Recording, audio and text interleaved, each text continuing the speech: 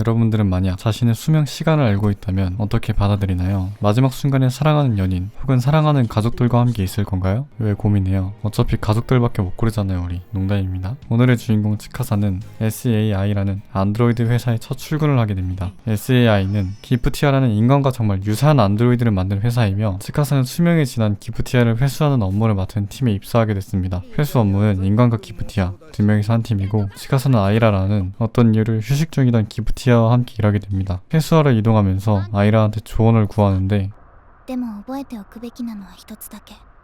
この仕事は決して報われない。思い出を引き裂くのが私たちの仕事なので。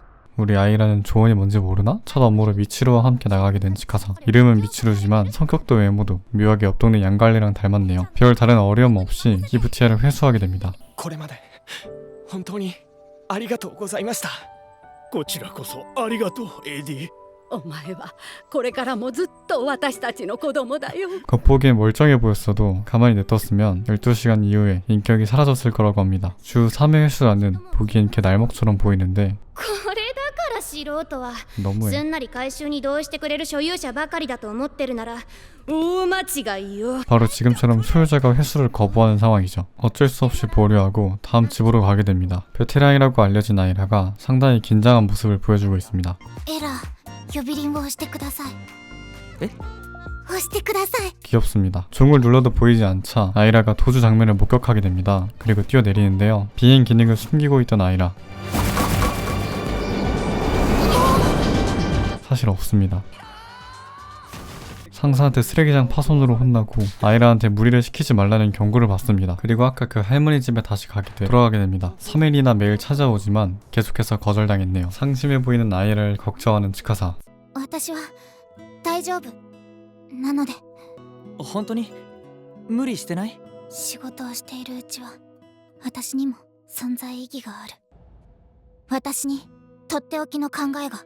그 비장의 수는 바로 걸어다니는 애슐리. 물론 안 됐습니다. 충격이 커 보이는 아이라. 저녁까지 어떻게든 버티고 있으라는 미출의 말을 들었지만 버티면 부러집니다. 결국 집안으로 무단 침입하는 아이라. 그리고 거기서 회수 대상인 니나를 만나게 됩니다. 니나의 부탁으로 결국 집안까지 들어오게 되고 치카사는 할머니에게 새로운 OS로 교체하면 니나의 기억이나 인격은 사라지지만 몸은 그대로 계속 쓸 수 있다는 말을 합니다. 직장도 교체되게 생겼네요.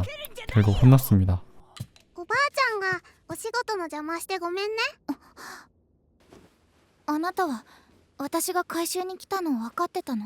니나는 아이라가 자신을 회수하러 온 걸 알고 있었고 아이라는 놀라며 기억이 사라지는 게 무섭지 않냐고 자신은 그게 무섭다고 말합니다. 하지만 니나가 무섭지 않다고 대답하자 아이라는 할머니와 함께 더 살고 싶지 않냐고 물어봅니다. 思うよ。思うけどね。このままだとニーナは壊れちゃってみんなに迷惑かけるだろうから。そしたらきっとおばあちゃん悲しんじゃう。 니나의 말을 할머니 또한 듣고 있었으며 할머니는 결국 니나의 회수를 받아들입니다. 結局私は自分のことしか考えてなかったんだね。サインするよ、同意書に。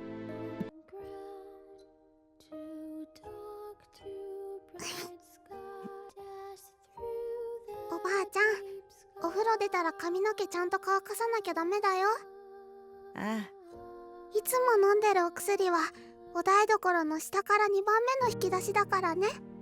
ああ。あとはニーナ心配しなくても大丈夫だよ。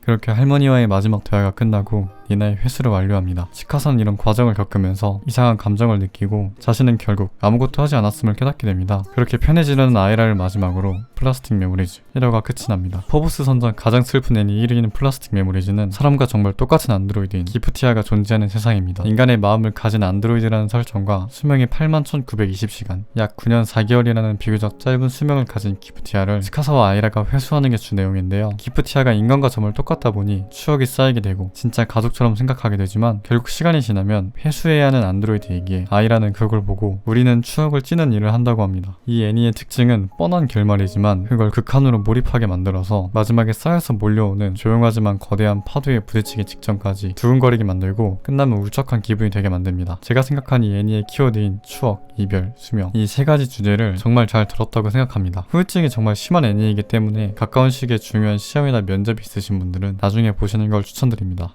그럼 끝!